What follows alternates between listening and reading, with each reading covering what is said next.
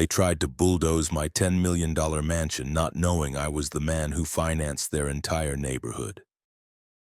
What started as a petty HOA power trip turned into a war, and I had every weapon. You don't threaten the king when you're living in the kingdom he built.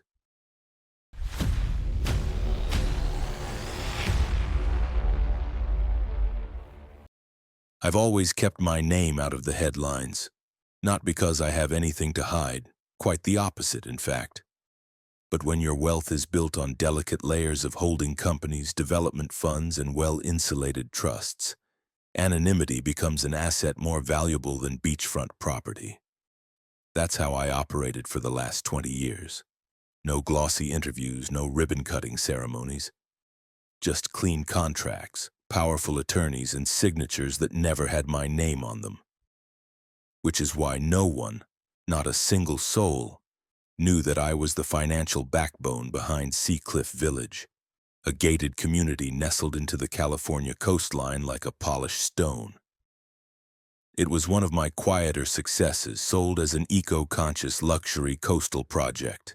Great PR, great margins, and as far as the board of the HOA knew, just another line in a quarterly report from some faceless Delaware fund.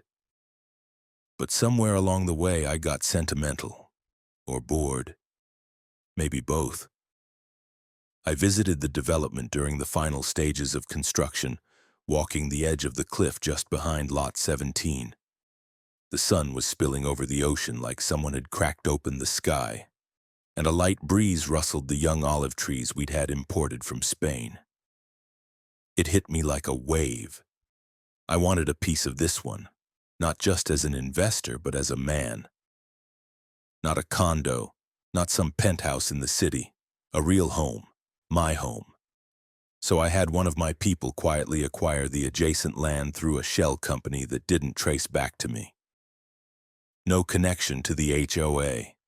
I knew exactly what I was doing. Drafted easements, land surveys, permits from the county. Every square inch was legally mine, and not a clause in the HOA bylaws applied to it. The house I built there wasn't just expensive, it was a statement. A $10 million Mediterranean marvel with limestone columns, a courtyard fountain, hand-painted tiles from Tuscany, and panoramic windows that devoured sunsets whole. I spared no detail, and I didn't cut corners either. Every approval was filed, every inspection passed. I even went through the city's environmental review twice just to avoid giving any bureaucrat a reason to slow-walk me later. For a while, everything was quiet, peaceful even. I lived like a ghost in my own legacy, watching the community I'd helped finance grow, thrive, and fall in love with its own curated image. Until one day, a thick white envelope showed up in my mailbox. No return address, just the HOA logo in the corner like a smug little badge. Inside, a formal notice of violation, several actually. Improper roofing material, excessive building height, non-conforming exterior paint color, an invitation to appear before the Architectural Review Committee.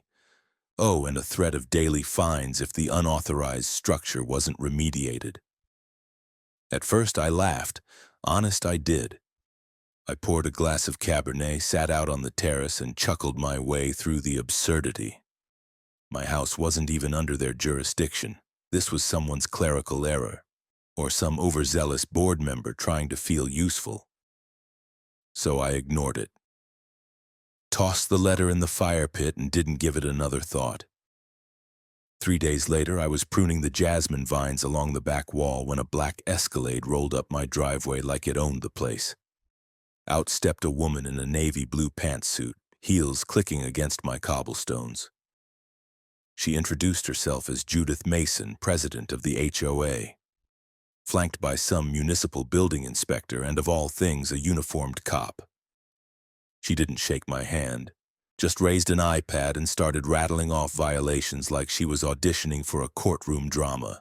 I politely, firmly explained that my property was not and never had been subject to Seacliff's HOA, that it was purchased separately under a private trust. that I had the deed, survey, and recorded plat to prove it. She smiled like a python. That's what they all say. I wasn't sure whether to laugh again or grab my lawyer. The cop stood by, arms folded, clearly not in the mood to de-escalate anything. The inspector made some half-hearted measurements of the front retaining wall. Then Judith handed me a new notice, this time claiming structural encroachment on common visual corridors. I'd seen enough. "Are we done?" I asked. "For now," she said, already turning on her heel. "But you might want to start budgeting for demolition." I watched them leave, their SUV disappearing around the bend like a tumor receding into an artery. And that was the moment I realized this wasn't some paperwork snafu. No, this was deliberate. This was war. I figured after that little driveway ambush, the board would slink back into their beige conference room and leave me alone. Maybe even do the smart thing and check the damn property map. But that would have required two things HOA types rarely possess: humility and a functioning brainstem. Instead, the next letter arrived in a red envelope. Red, like a party invitation from Lucifer himself. It was thicker than the last, and inside was a laughably formal demand: immediate cessation of all construction activity, pending a legal review of encroachment. It was dated 2 days, before Judith Mason had even shown up at my house with her badge and clipboard posse. And attached, a copy of a resolution, allegedly signed at a board meeting, stating that my land had been voluntarily annexed into Seacliff's HOA jurisdiction. I don't use the word forged lightly. But this thing, it was a joke. No notary seal, wrong parcel number. The signature line had someone's name spelled wrong. The punchline, one of the alleged witnesses listed in the resolution, dead for 2 years.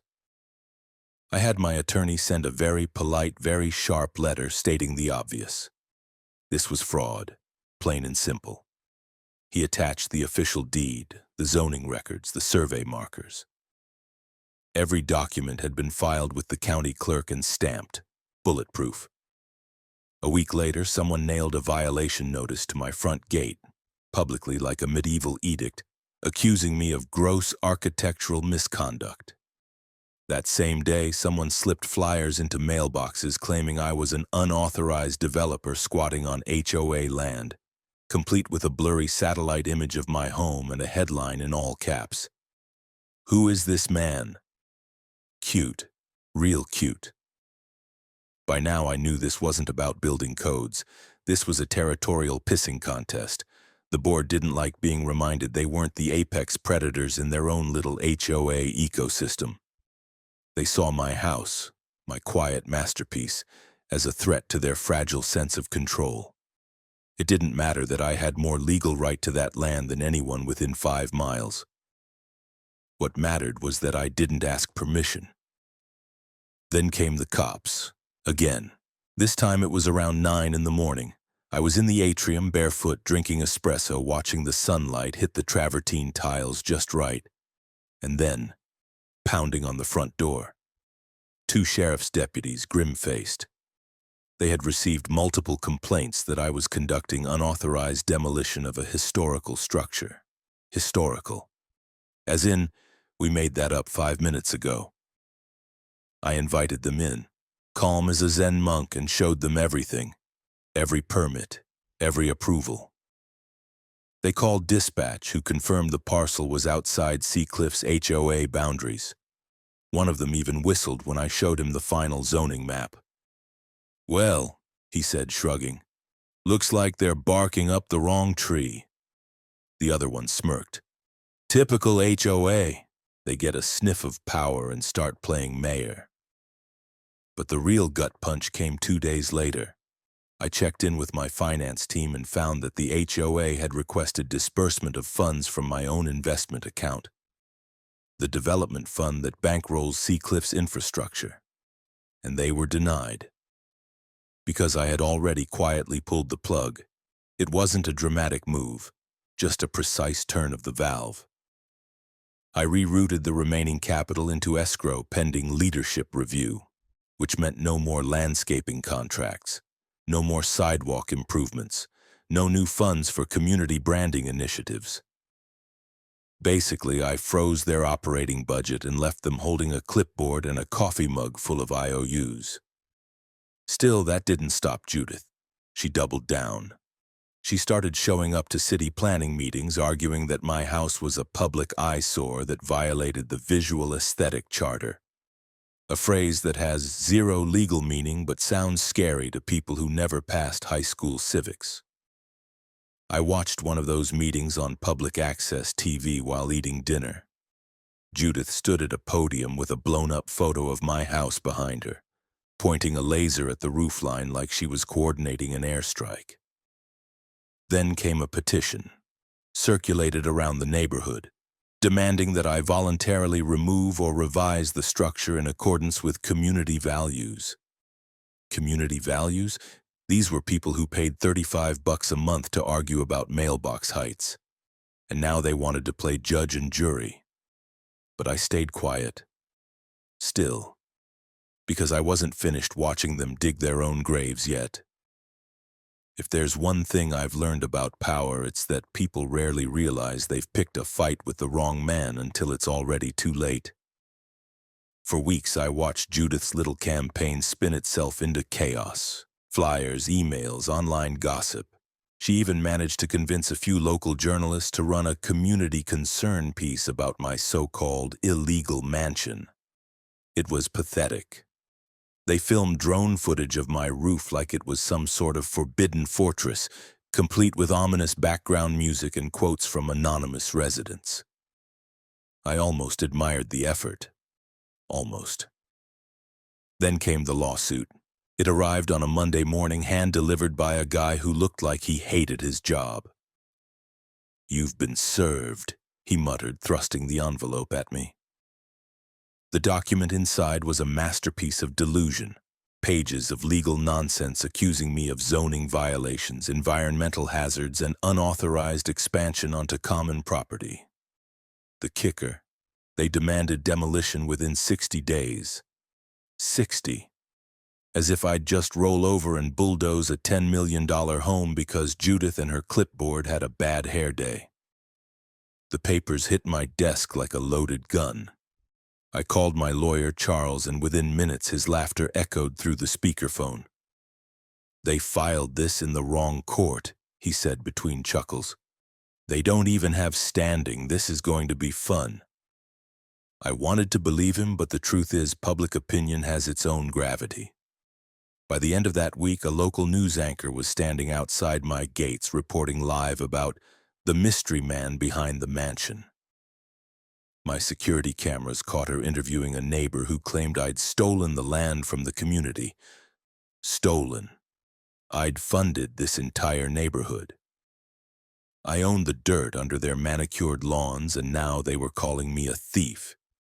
That was the moment something inside me snapped. I'd tolerated the harassment, the lies, the letters. I'd let them smear my name while I stayed comfortably behind my anonymous shell. But that morning, as I watched a news drone buzz above my fountain like a mechanical mosquito, I realized they didn't just want control, they wanted humiliation. And I don't do humiliation. 2 days later, I attended their next HOA meeting. I didn't announce myself. I just walked in, sat quietly in the back of the Seacliff clubhouse, and listened. There they were, the board. A handful of middle-aged suburban monarchs sitting at a folding table speaking with the authority of Roman senators.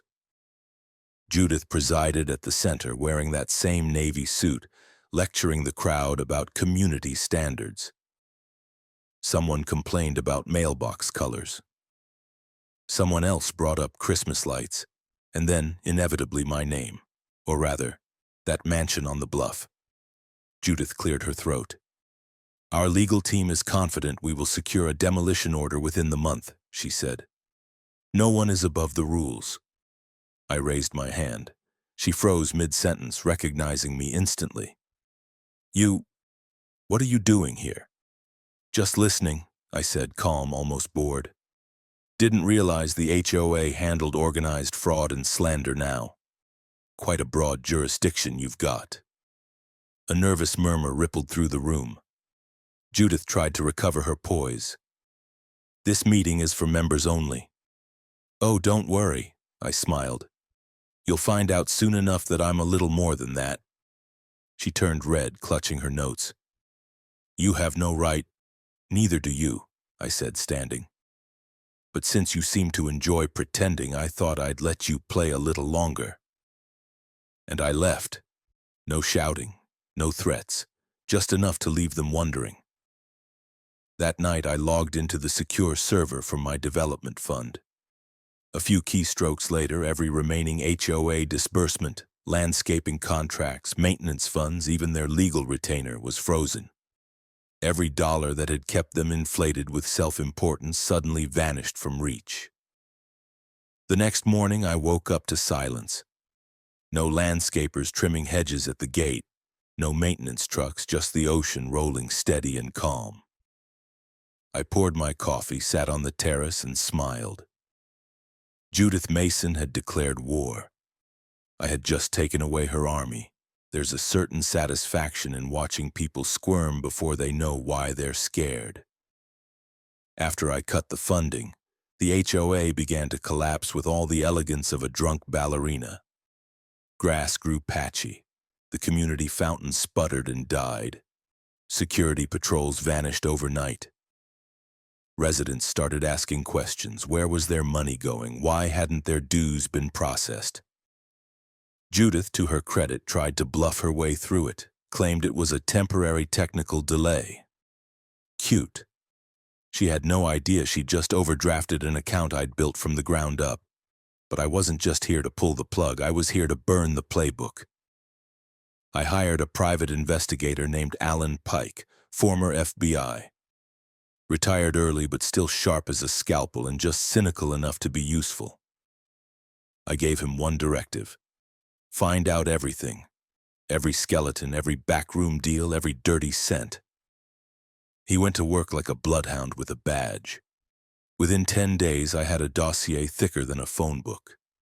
The vice president of the HOA, a smug man named Richard Lyle, had quietly awarded multiple landscaping contracts to his nephew's fake company, billing the HOA for services that were never rendered. The treasurer, Ellen Chase, was funneling money into a personal travel fund labeled Community Outreach.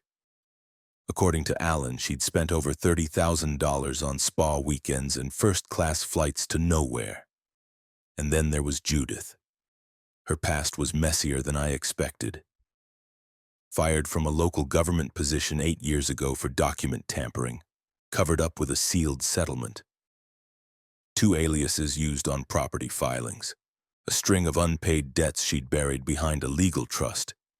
And, here was the cherry on top, she'd once been investigated for forging a building permit in a different state. I could have gone to the police, could have leaked everything to the press, but I wanted the slow route, the one with maximum pressure, minimum mercy. So I reached out to 3 residents I'd been watching for weeks. People the HOA had tried to crush before me.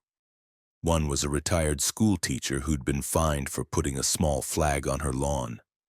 Another, a single mom accused of unauthorized seasonal decor because her kid hung paper ghosts before October. The third, a Gulf War veteran who'd been threatened with foreclosure for installing a disability ramp without prior approval. They didn't have money. They didn't have lawyers. But they had stories. And now, they had me. We met in private, off-site, in a small conference room above a sleepy insurance agency. I introduced myself, not as the man behind the Bluff Mansion, but as someone who had certain interests in helping them get justice. When I told them what I knew about the board, their eyes widened in unison. I covered the legal costs. My attorneys filed suits in their names. Civil suits for fraud, defamation, abuse of power, and in one case, emotional distress. Each one targeted individual board members, not the HOA as a whole. Strategy was key. Divide and conquer. The first hearings were scheduled within weeks. I showed up to everyone. Quiet, well-dressed, anonymous. Just another face in the back of the courtroom. But I made sure Judith and her crew saw me. I made sure they watched me shake hands with every plaintiff. Judith's expression at the first hearing was a thing of beauty. Tight-lipped, pale, scanning the room like a trapped animal looking for exits. She didn't find any. By the second case, Richard Lyle didn't even show up. Sent a junior attorney who mumbled something about medical issues. He settled the claim for $75,000 out of court, with a non-disclosure clause that I paid extra to avoided. The single mom won her case too. Defamation and harassment. Ellen Chase broke down on the stand, sobbing into her cardigan. Damages awarded, $120,000, payable immediately. I watched it all unfold like a stage play written just for me. Not because I wanted their money. I had more than I'd ever spend. But because I wanted them to feel what they had made others feel for years. Powerless. And I wasn't even done yet. They started folding faster than I expected. The moment Richard Lyle's check cleared, the board knew something was wrong, something big. Settlements don't just happen without risk, and now every resident in Seacliff was sniffing blood in the water. Rumors of lawsuits spread like wildfire through morning dog walks and evening wine circles. HOA meetings turned into shouting matches. People began asking uncomfortable questions. Why are our fees going up? Why is our president spending more time in court than in the community? And who's that man that keeps showing up in the back row, not saying a word? That would be me. Judith tried damage control, of course. She always had a knack for performance. Tight blazers, careful makeup, just enough concern in her voice to sound credible. But she couldn't fake numbers. Not when the budget reports, once padded and cryptic, suddenly became public exhibits in court. Alan, my investigator, had found emails between Judith and Ellen where they openly discussed shifting HOA funds into discretionary allowances with no oversight. Another email to a contractor included the phrase, "Make it look legit and I'll make it worth your while.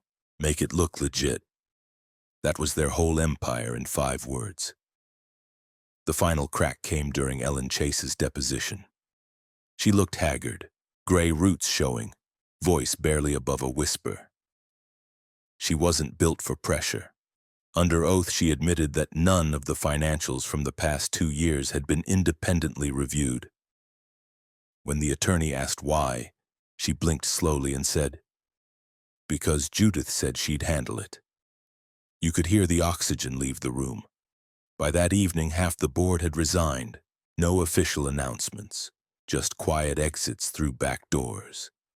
HOA forums online went dark. Residents who once posted about recycling schedules and yoga classes started posting screenshots of court filings instead. Someone even started a Justice for Seacliff subreddit, and to my eternal amusement, I found myself trending. Judith? She wasn't done yet. She scheduled an emergency board meeting, hoping to rally the troops. I went, naturally. Front row this time. She walked in, flanked by 2 lawyers who looked like they'd rather be anywhere else. Her smile was brittle. "This association is under attack by malicious actors," she began, "who are manipulating our neighbors and attempting to destroy our community from within." I raised my hand. She paused. "You again." "Still me," I said. "And for the record, I haven't destroyed anything. Yet." The room turned. Someone near the back muttered, "Isn't he the one funding everything?" Another voice. "He sued half the board and won." That's when I said it. "I'm not just an owner," I said calmly. "I'm the primary investor in the Seacliff development. The land, the infrastructure, the money that built this community. It came from me." Silence. Judith froze. I could see it in her eyes, the moment she realized the scope of her mistake. She hadn't just gone after a rich homeowner with an attitude. She had declared war on the man who made her entire kingdom possible. "No," she whispered. "That's not... You can't..." I pulled out my phone, tapped the screen, and projected a slide onto the clubhouse TV. A network map of investment entities, shell companies, and holding groups. All of them tracing back to one name. Mine. "Say hello to your silent partner," I said. No one clapped. No one gasped. Just stunned, glassy eyes and the sound of a very expensive illusion shattering like crystal. By the end of the week, the City Council received anonymous packages containing full financial audits of the HOA. They forwarded the files to the district attorney's office. A subpoena followed, then two, and finally a warrant. Judith Mason was arrested on a Thursday morning. Fraud, forgery, misappropriation of funds. She was led out of her pristine Seacliff villa in handcuffs, still yelling something about a smear campaign. Her husband tried to stop the press from taking photos. He failed. The HOA was finished. The office was shuttered. The staff laid off. Residents received formal notices that all HOA operations were suspended pending legal restructuring. The great power of Seacliff's governing body had evaporated overnight, like mist in the sun. And I was just getting started. It's funny how quickly people change their tune once the curtain drops and they realize who's been conducting the orchestra the entire time. Within days of Judith's arrest, the Seacliff community was in freefall. Emails from residents flooded the interim management office. Apologies, outrage, confusion, fear. The same people who once glared at me over their fences now left gift baskets at my gate. Wine, chocolates. Even one very awkward apology card signed "The Blevinses plus Baxter, our cat." I didn't respond to any of it, not out of spite, just policy. I hadn't spent years building an empire through silence and strategy just to throw it all away over cookies and guilt. What I did do was meet with my legal and financial team to figure out how to reshape the HOA from the inside out. Technically, I had every right to dissolve the organization entirely. It was a mess of bad accounting, broken trust, and legal landmines. But I didn't want to destroy Seacliff. I'd built it, after all. I just wanted it to function without parasites sucking the life out of it. So we proposed a total reformation. Step 1. Liquidate all discretionary funds tied to the former board. Any account Judith or her cronies had touched was either frozen or audited. Step 2. Appoint a temporary civilian oversight committee made up of 5 residents, none of whom had ever served on the board, and all of whom had filed complaints in the past that were ignored. The watchdogs became the watchmen. Step 3. I donated $100,000 to the neighborhood's improvement fund, anonymously, of course, with the stipulation that not a single cent could be used without public votes and itemized reports. No more private spa trips for Ellen. No more community engagement brunches at 5-star resorts. City officials and outside auditors were brought in to help with the transition. Everything was documented, transparent, loud. And yet I stayed quiet, still operating through aliases, agents, and carefully worded memos. No press, no grandstanding. But the residents knew. At the next open forum meeting, people kept stealing glances at me like I was royalty who'd chosen to walk among them. I'd brought a notebook. I didn't speak. But when a young couple stood up and asked, "Can we start a neighborhood watch?" and another said, "Could we plant fruit trees by the sidewalk?" I knew something had shifted. They weren't afraid anymore. Even the residents who'd once tried to chase me out, the ones who signed that ridiculous demolition petition, started showing up to meetings and nodding along with proposals like they'd supported them all along. No one mentioned the lawsuits. No one said the word mansion. But the vibe had changed. Respect, not fear, not reverence, just recognition. The best part? Judith's trial was still ahead. The DA was compiling a mountain of evidence, and I had no doubt she'd see prison time. But I didn't need to attend the hearings. I had better things to do. I invited each of the residents I'd helped, Mrs. Coates, the veteran with the ramp, the single mom with the Halloween ghosts, over for lunch at my home. Nothing fancy, just food, music, and a view of the ocean. They brought their kids, grandkids, folding chairs. We talked about life, not lawsuits. They didn't thank me with words. They didn't need to. I already had what I came for: control, justice, closure. It started as a quiet idea. No press release, no HOA flyer, no formal RSVP. Just a simple note, handwritten, slipped into a few mailboxes by my assistant. Barbecue this Saturday at the Bluff House. Sunset. No dress code. Come hungry. I wasn't sure how many would show up. Maybe 5, maybe 50. Hell, maybe none at all. But by the time I lit the grill, the smell of hickory and garlic butter had started to pull people in like gravity. First came the Coates family, 3 generations strong, lawn chairs in tow. Then the veteran, limping slightly but smiling wide. The single mom brought cupcakes. The yoga mom who once glared at me during board meetings brought 2 bottles of wine and a sheepish grin. Even Baxter the cat made an appearance. And so my backyard, once a symbol of excess and controversy, turned into something else entirely. Laughter, kids chasing each other across stone walkways, retirees sipping lemonade by the fountain that Judith once called architecturally aggressive. The same HOA that tried to sue me into submission no longer existed, but the community it claimed to represent was finally, actually, acting like one. I stood by the grill, tongs in hand, watching the sun melt into the Pacific like it owed me money. Someone handed me a beer I didn't ask for. A teenager DJ'd from a Bluetooth speaker he set on my patio wall. People danced, people toasted. No one talked about bylaws. Then Tom approached me, one of the new interim board members. He held his plate like it might collapse under the weight of ribs, cornbread, and coleslaw. "Can I ask you something?" he said. I nodded. "Why didn't you just tell everyone who you were from the start?" I flipped a steak.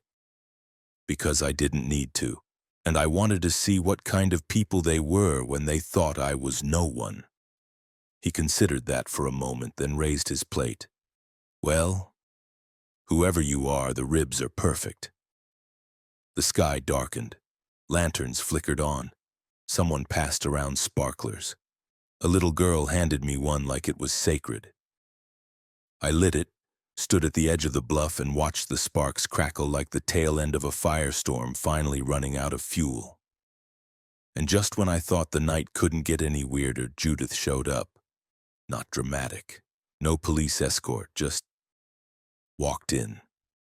She wasn't wearing power suits anymore, no makeup, no posture, just jeans, sneakers, and the face of someone who'd finally run out of things to lose.